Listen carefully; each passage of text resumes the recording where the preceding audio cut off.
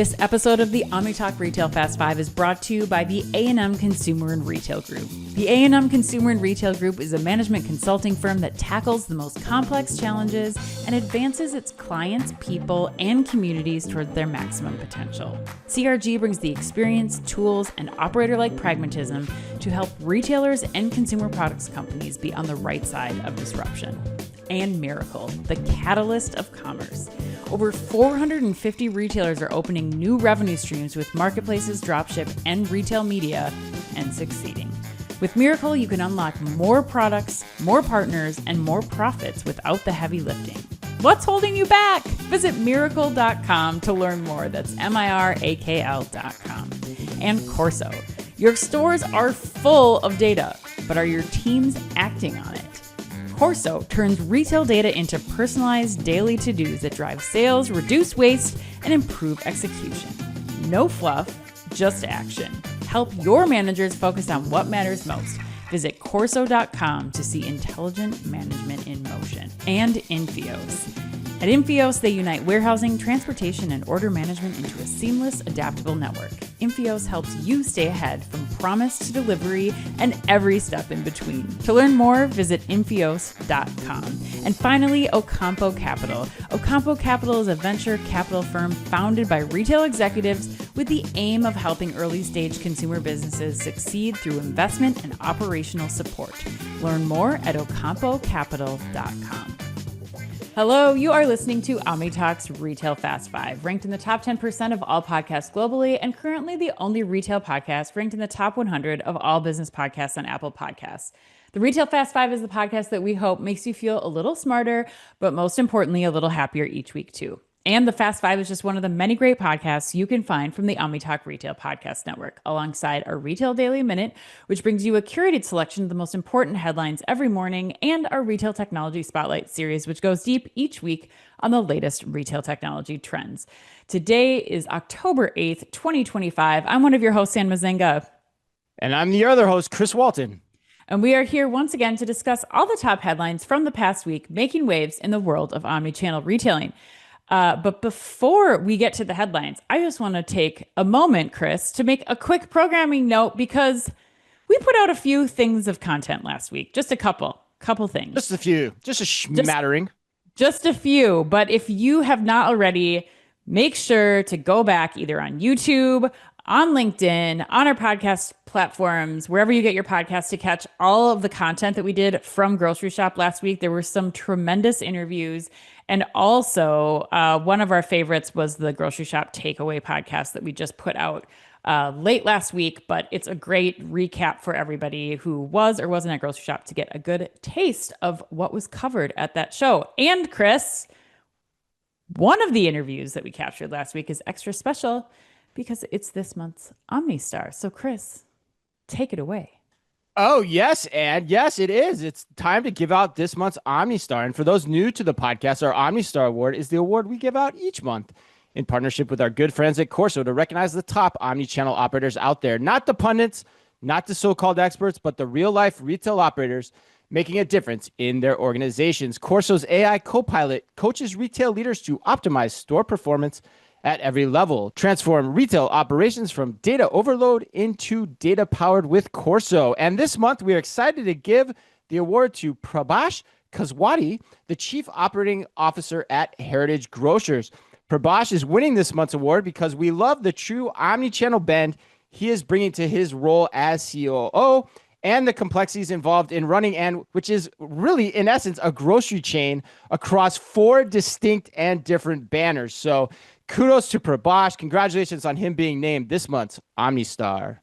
Yes, for sure. An interview to go back and listen to. Really impressive what he's doing, like you said, Chris, across 4 different banners that are highly specialized retailers. So definitely one to listen to and to hear kind of his advice for how he's approaching 2026 and the year ahead. So congrats. Yeah, I think if memory serves right, and he even runs a tortilla factory, right? Like that's part of his job description is running the operations of a tortilla factory. So yes, so for all those COOs out there in retail, like put that one in your cap. You know, that's a tough ask. All right, but in this week's Fast Five, we've got news on PayPal offering cash back with BNPL purchases. Bed Bath launching a nationwide franchise system, Shipt's new chat to cart feature, and Shein's plans to enter bricks and mortar retailing. But we begin today with big private label news out of Amazon. Ann. Yes, Chris. Headline number one is that Amazon has launched a price conscious grocery brand with most products under $5. According to CNBC, the brand is called Amazon Grocery and includes more than 1,000 items, ranging from dairy, fresh produce, meat and seafood to snacks and baking essentials, the company said in a press release. Amazon said that the new offering unites its Happy Belly and Amazon Fresh brands all under one label.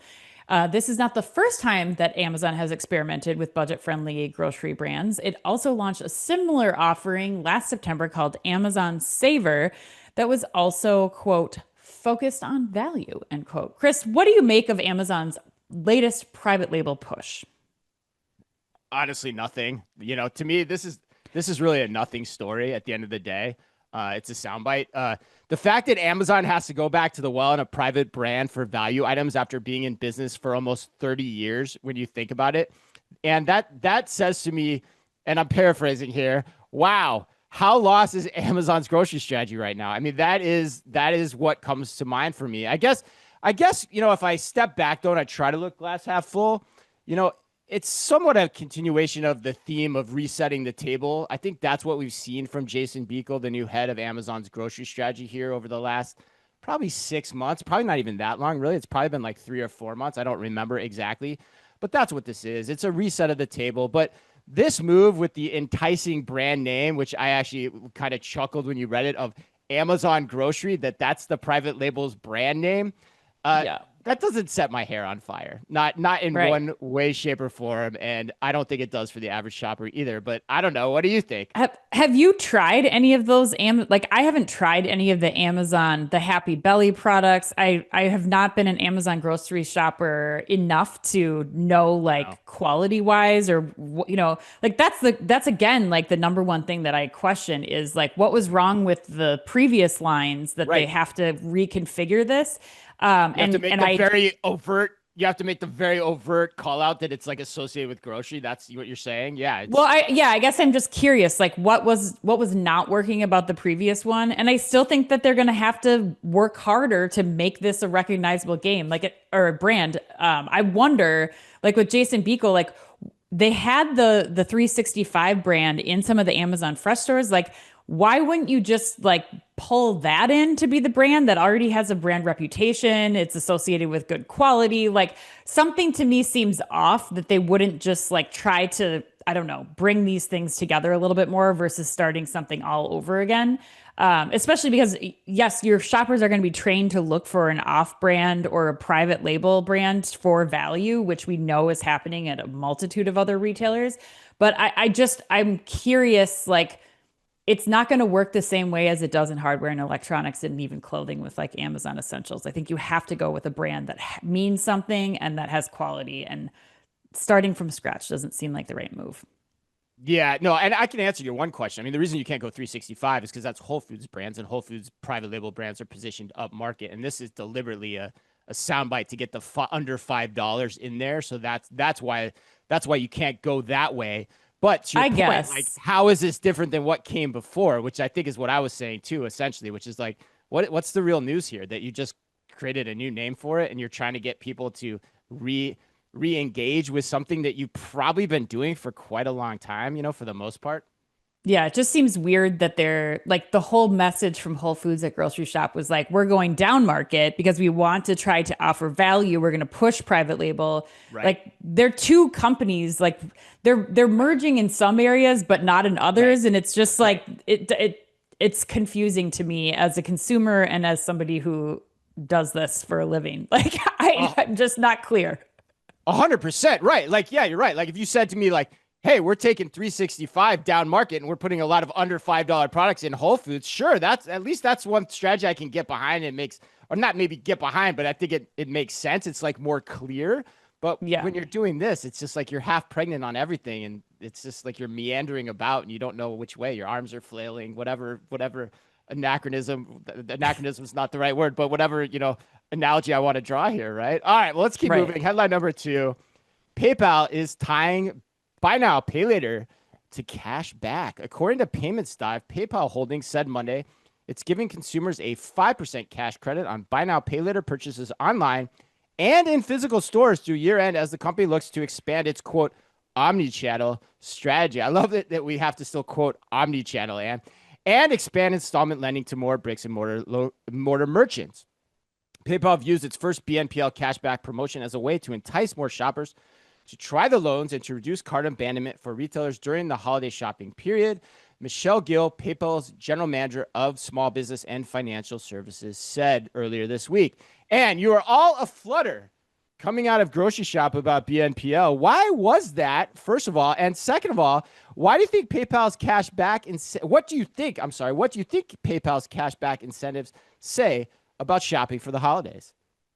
Yeah, I think we said this in the Takeaways podcast, but for those who weren't there to catch that, one of the most surprising stats or data points from Grocery Shop for me was when I was sitting at a dinner with a mass retailer, and this individual told me that, they created a BNPL program for their customers that they thought was going to be for the things that PayPal's talking about here, for the holiday shopping, for the investment in a patio set, come the summertime. But what they were seeing the most sales from this BNPL platform were in areas like fresh products, essentials, things that people need to spend money on day to day, not these big purchases. So I think that was a very telling stat for me about the future of BNPL and about the current state of the consumer. And I think on one hand, what PayPal's doing is great because it's allowing individuals who can't get access to a credit card, they don't have the credit, they are living month to month and they need some way to make their paycheck stretch. It is allowing them to be able to afford to feed families. And I think that the cashback thing is an interesting incentive here because typically that's something we see from a credit card. That's something that we see, that's a reason to get a Chase card over an American Express. So I think this is going to make PayPal's buy now, pay later very sticky because consumers are going to get some of those same benefits that they would get toward a credit card, but now with buy now, pay later, and makes them much more loyal to using PayPal's version of buy now, pay later over anything else because they get that money back in their pocket. And that's the situation that they're in right now. But Chris, you've long been talking about this as a buy now, pay later opportunity. What do you think of this? Yeah, I mean, I'm not surprised that we're, at this point at all. I mean, Adobe just put out their numbers for buying BNPL in total for the industry yesterday in terms of what they're expecting online, and it's, at record paces too. So, this is actually probably one of the best shots I ever called. When I first heard about BNPL back in 2017, the first article I ever wrote for Retail Dive was talking about how I predicted a world in which you just described with that mass merchant, that people would start using it for everything, especially for the items that take up the majority of your monthly budget. So yeah, the other point I'd make too, this is a really compelling deal. 5% cash back. That's incredibly compelling. That's an incredible rate of return on your holiday shopping. And you get the ability to defer your payments too. So yeah, I mean, it just shows you that it's here, it's coming. We called it 8 years ago, and yeah, not surprised one bit. All right, let's move on to headline number 3, Chris. Bed Bath & Beyond plans to launch a nationwide franchise system. According to Chain Storage, the company, which also owns Overstock Bye Bye Baby and a blockchain asset portfolio, said it plans to launch a national franchise system that will allow Bed Bath & Beyond to operate a smaller footprint of corporate stores nationwide, along with a complementary franchise network.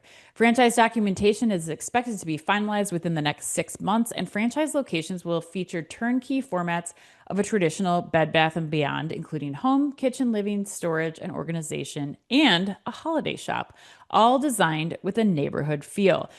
Chris, would you advise people to rush out and invest in opening a Bed Bath & Beyond franchise store? Candidly, Ed, no.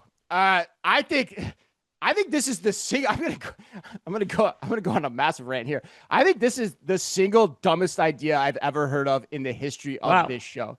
Of 8 years of doing this show, I think this is the single dumbest idea I've ever heard of. Buyer beware, folks. That's all I've got to say. I wouldn't touch a Bed Bath & Beyond franchise, and with a 10-foot pole. For all the reasons, I feel like if you've been with us for a long time, for all the reasons we've talked about ad nauseum, I mean, Bed Bath & Beyond just went bankrupt, for crying out loud. I can't even believe this is an actual story when I get down to things. So, like, what evidence is there that the leadership at Bed Bath & Beyond knows how to rinse and repeat a going concern home furnishings retail operation? There's zero evidence of that, people. The space is just too competitive. And the reason Bed Bath & Beyond went bankrupt, for those that may not remember, but I'm sure you do because it just happened, is because it doesn't have a reason for being in the market. It's too competitive. So no, Ann, I am selling this harder than 1,000 thread count sheets. That's my take here.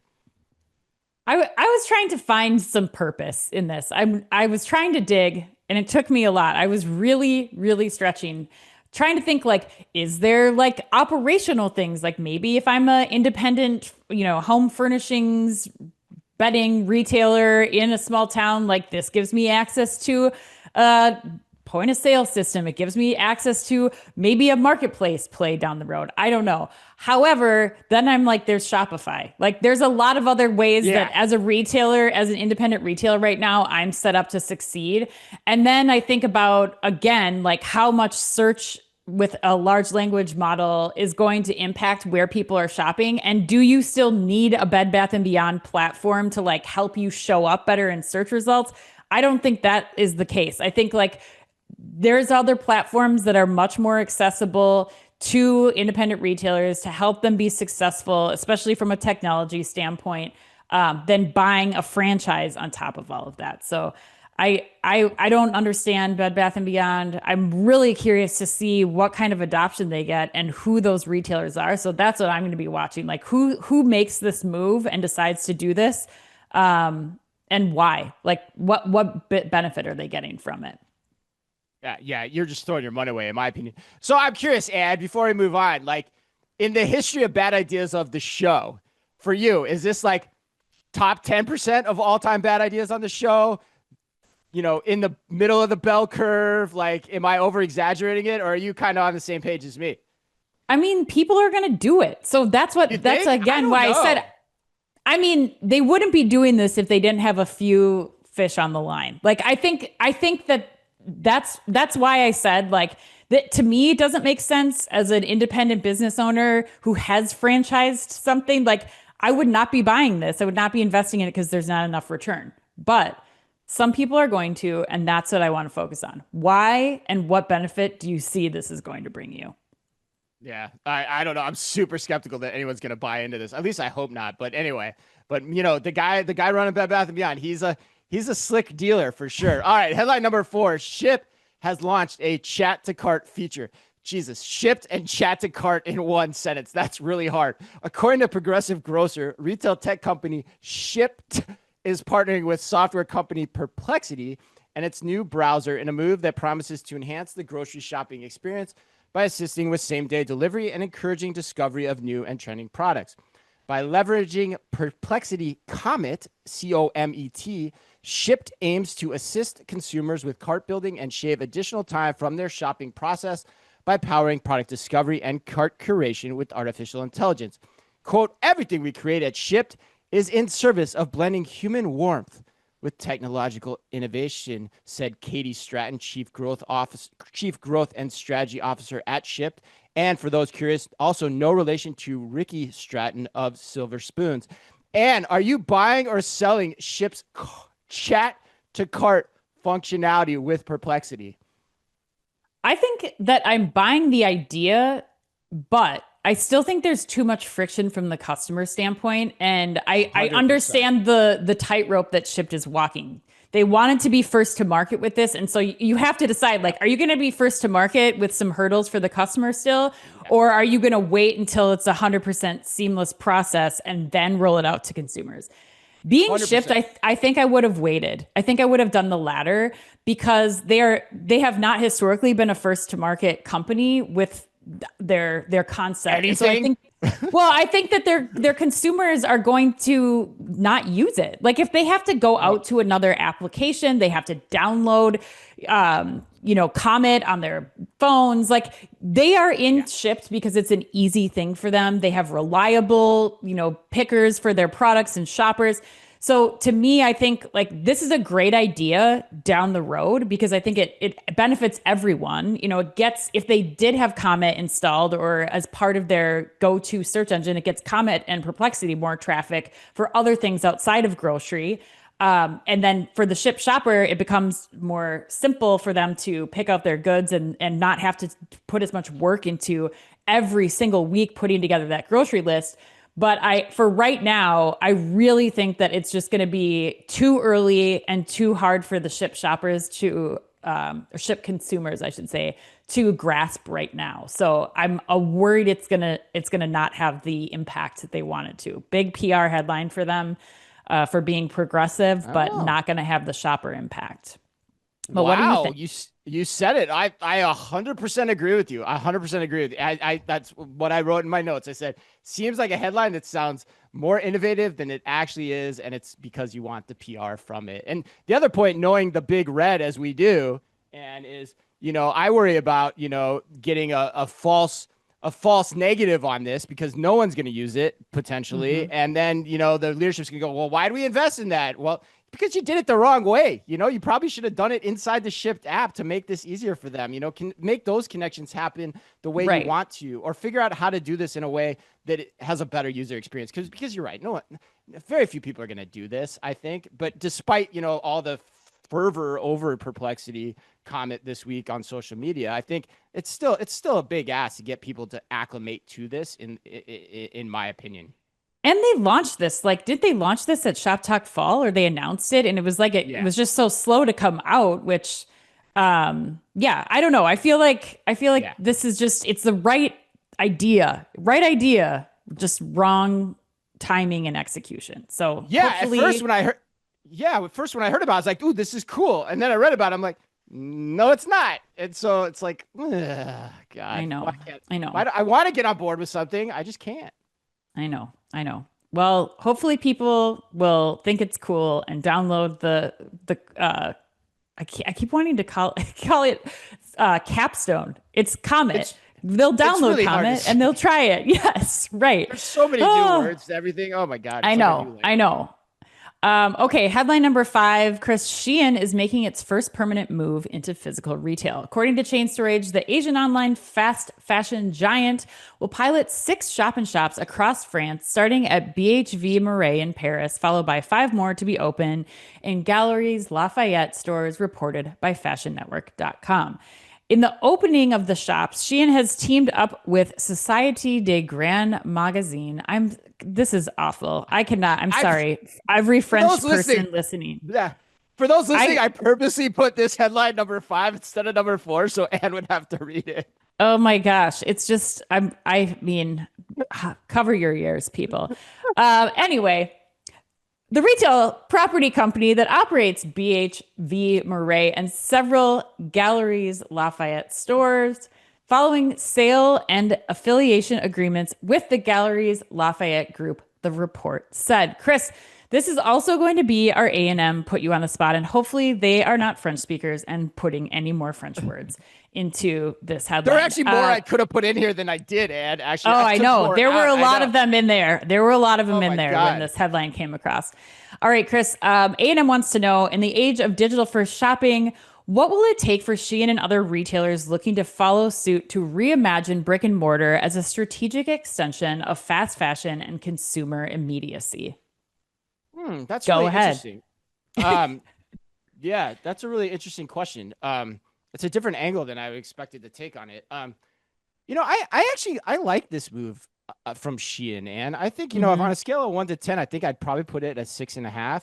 I think the headline's a little misleading because it's saying they're opening up a bricks and mortar operation permanently, which, based on what I'm reading in the tea leaves, it sounds like they're just being placed inside a department store more so. Would you agree? Like a shop and shop inside a traditional department store. So it's probably Which more of like, is very common in France. I mean, there's lots of shop and shops from, boutiques for fragrance to independent designers. Like that's a very common thing where you'd have a permanent setup in all these French department stores. So yes, that makes complete sense, but I wouldn't call it a pop-up necessarily or like temporary at all.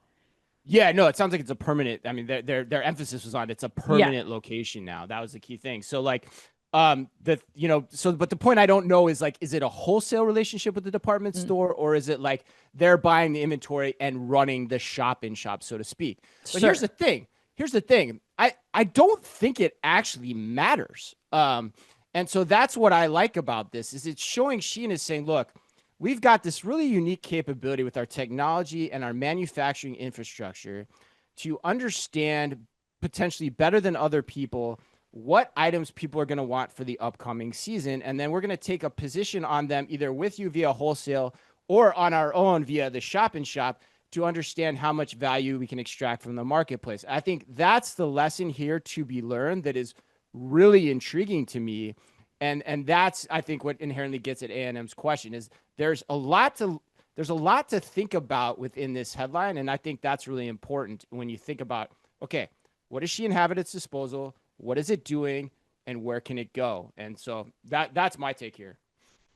I think this is a brilliant idea for more reasons than that. I mean, I think it gets you traffic. I mean, there's a certain customer that can go into these French department stores, and when your other galleries or your other shop and shops, like I was talking about earlier, are Cezanne or Loewe or Diptyque, like that's a high price point. I think what you're able to do now is you're getting those aspirational shoppers in there with Shein, and you're giving them something that they can take away from this very Right side by luxurious side. high-end shopping experience that's not going to break the bank. I mean, we started to see this when you and I were in Paris a couple of years ago, and they started bringing resale into some of these stores. And like Samaritan had like a whole area of resale on one of the floors so that you could start to get people starting to enjoy some of these products and that shopping experience. And then maybe coming in for like a gifting thing or for the holidays and shopping at the other stores that are available. But I think this is a brilliant thing. It gives Shein so much more data about how shoppers and where their shoppers are shopping in person in physical retail. Not to mention, there is also the sustainability angle of this, Chris. And I think that this could be an interesting play that they didn't really touch on in the article. But Shein Huh, is under explain so that to much me. well, Shein's under so much pressure for the textiles waste that they're putting out into the world because of their rapid manufacturing.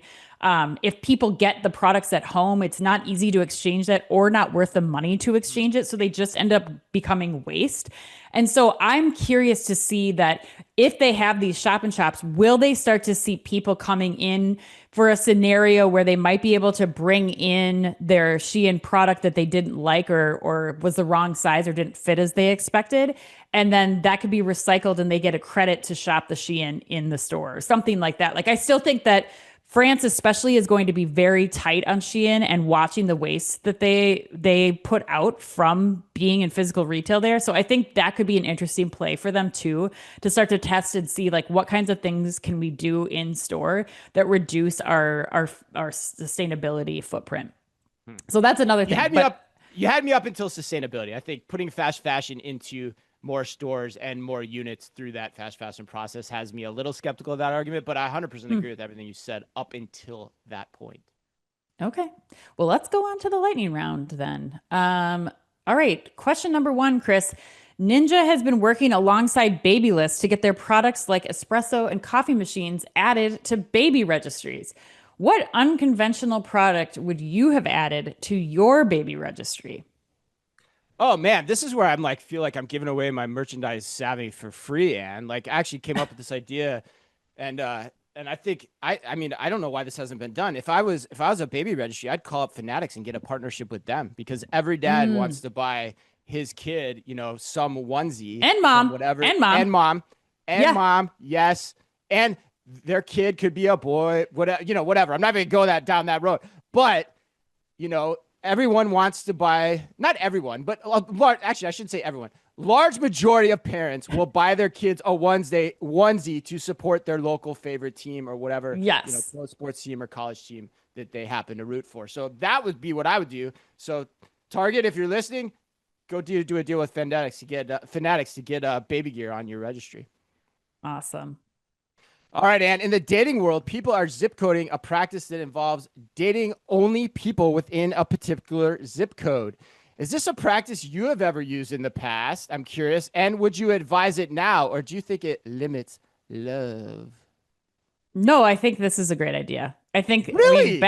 yeah, of course, back in the day when I was So doing dumb. Tinder, when I was single, like I definitely put like a 20-mile radius. I don't want to be driving an hour like that. It's too much. I mean, maybe if you were trying for years and you couldn't find the right person, then sure. But I think zip coding feels like, especially in this day and age, and if you are a single parent with kids, which I was, like, no way, I do not have time to drive 2 hours away to find love. Sorry. Wow. Well, I got two OmniTalk juniors that would totally disagree with that, because if I had taken that approach, I would not have met my wife. For those that know, That's I dated and married my wife long distance. So zip coding, if I had practiced it, my life would be very, very different. So I don't know. I feel like it limits love. That's my take. okay. All right, Chris. Question number 3. Frank's Red Hot just released a line of gummy bears. Will you try them? Yes or no? Absolutely not. I hate gummy bears. I Oh, hate them. no I hate cinnamon them. bears? Nope. I hate them. I hate them. I love Frank's Red Hot too. Like, I'm all in on Frank's Red Hot, but the fact that the gummy bears supersedes that, my distaste for it. No, absolutely not. I take Okay. it you would. You would try these? I mean, I love a cinnamon bear, and I feel like they wouldn't be too far off from a cinnamon bear. So yes, I would try them. Or like those tahini covered like mango slices. Those are really good too. So yes, I'm all for the spicy and sweet together. I'll do it. Frank's Red Hot isn't at all cinnamony though. It's more vinegary. Like, No, yeah, that's but I think I could do a it. Like vinegary gummy bear. Oh, I'd try it. I'd give it a you would shot. try it? Oh my god. Yeah. I don't. No, not touching my palate, Ann. All right, last one. Kroger had to recall 2 varieties of deli pasta salads because of possible listeria contamination. Rank the following salads you would eat in order of preference at a summer barbecue: pasta salad, egg salad, and potato salad. 1 through 3. Which ones would you most likely eat? I would not eat any of these. I'm not a salad person at a barbecue because that it just grosses me out. But if I had to, I would do pasta, potato, and egg probably in that order. Would you eat it? Yep. Would you eat a ugh, no, they're just out in the sun and people touched them and licked the spoons. I just no. Does your answer change if you're not at a barbecue? What if you just happen to be like Yes. shopping and putting them in your fridge at home? Okay, what's that answer? So that answer would probably be egg, potato, pasta. Okay, It would be the reverse order. I'm potato egg pasta. Yeah, I feel like Yeah. the heat and summer barbecue with all the mayonnaise base and all of those things. No, thank you. It's a recipe for disaster. Yeah. Yeah, yeah. Do you like a yellow potato salad or a white potato salad? Oh, I do either. I'm not like a huge potato salad person, so love it. I don't know. Do you care? Do you have a I love a preference? good potato salad. I like definitely like some egg in my potato salad. You know, like the potato salads that aren't very eggy, not my thing. Okay, so like mustard based. Like you want the potato salad to be like mixed with mustard, mayonnaise, and the egg yolks so that it's like Yeah, a yellow hue. I think so. Yeah, Okay. a yellow hue always works better for me. I Okay. think. Yeah, Okay. it gives me the Okay. confidence that it's in the range of things that I want. Yeah, Fair. 100%. Fair enough. Fair enough. All right. Okay, good to On, know. In case you want to on buy that, crisp potato salad. yeah, yeah. You know, please send them my way. I love a good potato salad. All right. On that eggy note, happy birthday today to Chevy Chase, Sigourney Weaver, and to the man who just may be, and I think he may be the most underappreciated actor in Hollywood, Matt Damon. Yes, it's Matt Oh. Damon. It's Good Will Hunting's birthday. And today's podcast was produced with the help and support of Ella Seryord. Thanks to her for making Ann and I look and sound great. And remember, if you can only read or listen to one retail blog in the business, make it OmniTalk, the only retail media outlet run by 2 former executives from a current top 10 U.S. retailer. Our Fast Five podcast is the quickest, fastest rundown of all the week's top news. And our daily newsletter, the Retail Daily Minute, tells you all you need to know each day to stay on top of your game as a retail executive, and also regularly features special content that is exclusive to us and that Ann and I take a lot of pride in doing just for you. Thanks as always for listening in. Please remember to like and leave us a review wherever you happen to listen to your podcast or on YouTube. You can follow us today by simply going to youtube.com/OmniTalk Retail. So until next week, on behalf of all of us at OmniTalk Retail, on behalf of Ann, Ella, and myself, as always, be careful out there.